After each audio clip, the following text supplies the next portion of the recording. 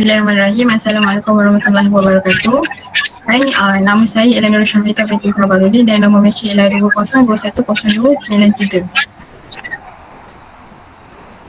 Assalamualaikum warahmatullahi wabarakatuh. Nama saya Nashamini Nabiha binti Sahalizan, nombor metik 202-101-55. Assalamualaikum, nama saya Nur Alia binti Muhammad Hanafiah dan nombor metik saya 2021-0324.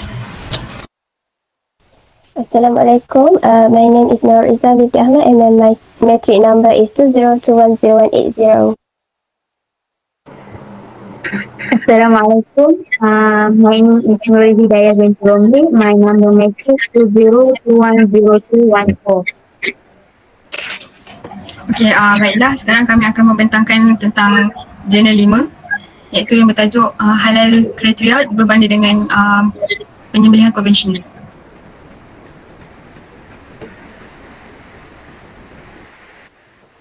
Okey, pengenalan. Nombor 1, industri makanan di Eropah telah mula melabur dalam pengeluaran makanan halal. Daging halal segar telah ditambah kepada julat yang ditawarkan oleh peruncit Eropah tertentu dan beberapa pengeluar Eropah mengeksport produk mereka ke dunia Islam. Kedua, Belanda berfungsi sebagai saluran makanan halal ke pasaran Eropah, Timur Tengah dan Afrika kerana ia menduduki tempat pertama di peringkat global dalam bidang penyimpanan dan penggudangan makanan halal. Yang ketiga, menurut laporan sintesis dan analisis Standard Dinar 2015, Brazil, India, Argentina, Rusia dan Perancis merupakan pengeksport daging halal terkemuka ke negara pertubuhan kerjasama Islam iaitu OIC, mewakili 28.5% daripada jumlah pasaran daging halal. Kriteria halal. Nombor 4, kriteria halal perlu dipatuhi untuk semua produk yang dihasilkan untuk memenuhi keperluan pengguna Islam. Kriteria ini dikaitkan dengan asal-usul, sifat dan kaedah pemprosesan pengeluaran makanan. Yang kelima, produk makanan halal ditarifkan sebagai makanan yang dihasilkan mengikut tradisi halal. Kriteria pemakanan Islam membahagikan makanan kepada yang dibenarkan iaitu halal dan haram kepada pengguna Islam. Yang keenam, sijil standard hendaklah mematuhi keperluan halal supaya boleh diterima oleh pelanggan. Ketujuh, di dunia barat, beberapa badan persijilan halal yang tidak dikawal telah diwujudkan dalam usaha untuk memastikan pengguna Islam bahawa produk dengan persijilan halal memenuhi keperluan undang-undang pemakanan Islam. Kelapan, Majlis Halal Dunia iaitu WHC kini merupakan organisasi persijilan terbesar dan menyelia sekitar 41 agensi persijilan halal dari negara yang berbeza. OIC yang merangkumi 57 negara anggota telah membangunkan garis panduan mengenai makanan halal untuk ahlinya di seluruh dunia. Okey, yang ke-9, amalan dan proses teknologi baru dalam industri daging sentiasa dibangunkan untuk menjadi lebih menjimatkan dan bersih untuk mematuhi permintaan pengguna yang semakin meningkat dan pada masa yang sama untuk mematuhi kebajikan haiwan. And the last one, kaedah teknologi ini mungkin bercanggah dengan kriteria halal dalam beberapa aspek. Matlamat kajian semula ini adalah untuk menonjolkan keserasian prosedur teknologi moden dengan prinsip halal berkaitan amalan penyembelihan. Seterusnya saya serahkan kepada Alia.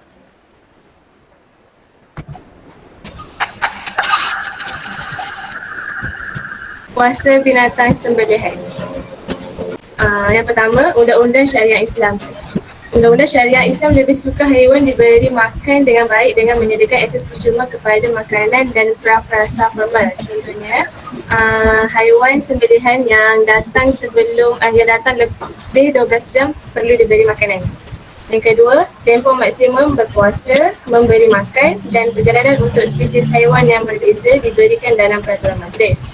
Yang ketiga, memberi makan dan berpuasa berkait rapat dengan tempoh pengangkutan. Yang keempat, puasa sebelum penyembelihan haiwan untuk tempoh terhad tidak berkaitan dengan kebajikan haiwan, tetapi mempunyai potensi teknologi yang lebih besar yang boleh meyakinkan para fuqaha Islam untuk mengeluarkan fatwa untuk membenarkannya. Seterusnya, kedudukan haiwan semasa penyembelihan.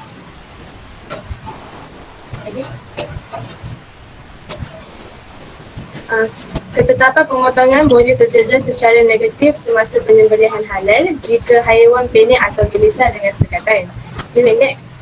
Kedudukan haiwan semasa penyembelihan halal hendaklah diletakkan di atas rusuk kiri dan sebaik-baiknya menghadap kiblat. Ini bermakna pada permulaan pelaksanaan pemotongan, penyembelih hendaklah menghadap ke arah kiblat dan leher haiwan iaitu lokasi untuk pemotongan hendaklah dipusingkan menghadap kiblat juga. Next. Sekatan lembu dalam kedudukan baris sisi pada sudut 90 darjah adalah kaedah sekatan yang paling disukai oleh muslimin. Seterusnya saya serahkan kepada Hidayah. Bismillahirrahmanirrahim. Seterusnya adalah Sani. Sani tidak disebut dalam Al-Quran ataupun di dalam sastra hadis. Jadi Sani ini menimbulkan kebimbangan mengenai pemenuhan syarat dan prinsip penyembelihan yang disebut dalam sumber utama Islam. Yang ketiga, takrifan Sani yang disediakan oleh Peraturan Majlis Sisi nombor 1099 atau 2009 bermaksud sebarang proses yang didorong dengan sengaja yang menyebabkan kehilangan kesedaran dan kepekaan tanpa rasa sakit, termasuk sebarang proses yang mengakibatkan kematian serta-merta. Yang keempat ialah objektif kepada Sani. Sani ini dilakukan bagi mengelakkan kebimbangan, kesakitan, penderitaan dan kesusahan pada haiwan sebelum dan semasa proses penyembelihan. Yang kelima, terdapat banyak komplikasi penyembelihan lembu dan ruminan kecil tanpa Sani. Yang pertama adalah sakit dan tekanan yang berkaitan dengan pergerakan yang terkawal. Yang kedua ialah sakit akibat pemotongan dan rangsangan nociceptor pada luka. Yang ketiga ialah kelewatan masa untuk hilang sedar dan kesusahan yang berkaitan. Dan yang keempat ialah darah meresap ke dalam saluran pernafasan dan kesusahan yang berkaitan. Seterusnya, penyembelihan haiwan tanpa Sani memerlukan kaki tangan yang berkemahiran tinggi untuk kendalikan haiwan dan melakukan pendarahan. Menurut Agensi Pemeriksaan Makanan Kanada, pekerja yang bekerja dengan haiwan mestilah dilatih dalam pertama memantau petunjuk untuk kehilangan kesedaran. Yang kedua, keupayaan untuk mengesan iaitu mematuhi kriteria prestasi yang ditetapkan dalam kebajikan haiwan.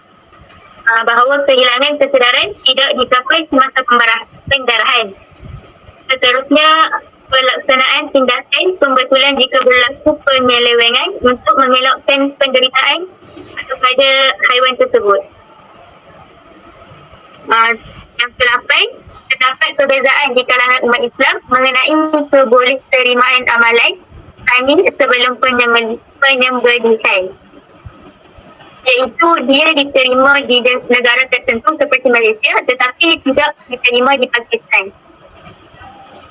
Yang terakhir ialah sikap orang Muslim terhadap Sani sebelum sembelihan boleh dibahagikan kepada 3 pendapat utama.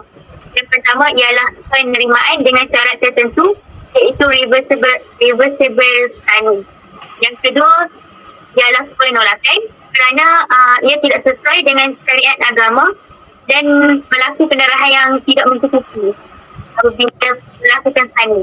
Dan yang terakhir ialah belum pasti atau memerlukan jaminan tertentu.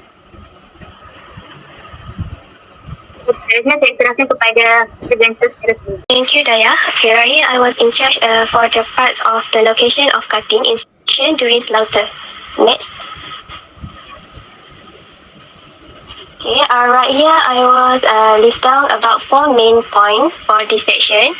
Okay, the first one is the cut must be made on the neck just below the gullet and core of the neck. Second, the slaughter act must be performed by prompt incision with one uniform continuous movement without any interruption. Okay, either uncertainty or unnecessary delay. Okay, next is the incision must be performed at the ventral aspect of the neck near the lower jaw and must be reached the span. Okay, and the last one is cutting the net at the position parallel to the first cervical vertebra almost eliminate the development of false aneurysm compared with the conventional. Okay, next. Okay, next is the mechanical slaughter for the poultry. Okay, right here I have about 3 mechanical slaughter. Okay, the first one is the sharp knife free obturations and need of the suitable length, which is 2 to 4 times outsize at the necks of the animal. Okay, pisau yang tajam yang free daripada calar dengan menggunakan panjang yang sesuai, iaitu 2 hingga 4 kali daripada saiz haiwan. Okay, yang kedua, Bismillah Allahu Akbar should be pronounced by the slaughterman aloud during the slaughtering, and animal should be alive. Okay, Bismillah Allahu Akbar tu dia patut disebut oleh penyembelih secara kuat semasa penyembelihan, dan haiwan tu sepatutnya dalam keadaan hidup. Okay, the last one is the during large scale poultry processing, recording of a phrase is being during machine slaughter instead of being pronounced, but this does not adhere to the fundamental principle of halal slaughtering. Okay, so yeah, that's all from me.